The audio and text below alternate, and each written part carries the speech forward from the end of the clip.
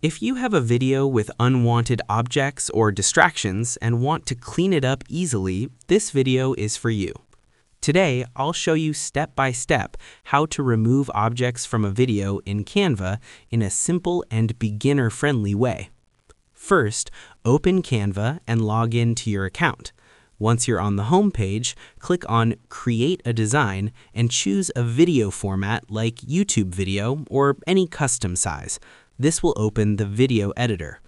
Now, upload your video by going to the Uploads section and drag it onto the timeline. Next, click on your video to select it. Now, look for the Edit Video option at the top toolbar. In Canva, the feature you'll use is called the Magic Eraser or Remove Objects tool. This tool is usually available under the Edit or Apps section, depending on your version. Once you open the Magic Eraser tool, use your brush to highlight the object you want to remove from the video. Carefully paint over the unwanted area. After selecting it, click on Erase or Apply. Canva's AI will process the video and attempt to remove the object while filling the background naturally.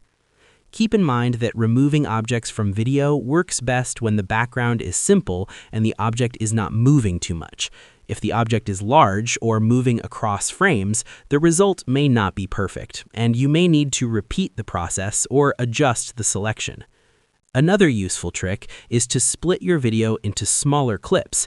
This allows you to remove objects more precisely in specific parts of the video.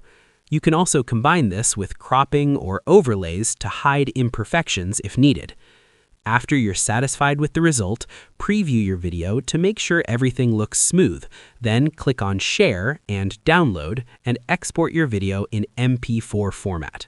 So, in simple words, to remove objects from a video in Canva, upload your video, use the Magic Eraser tool, highlight the object, apply the effect, and export your video. If you found this guide helpful, don't forget to like, share, and subscribe for more simple editing tutorials. See you in the next video.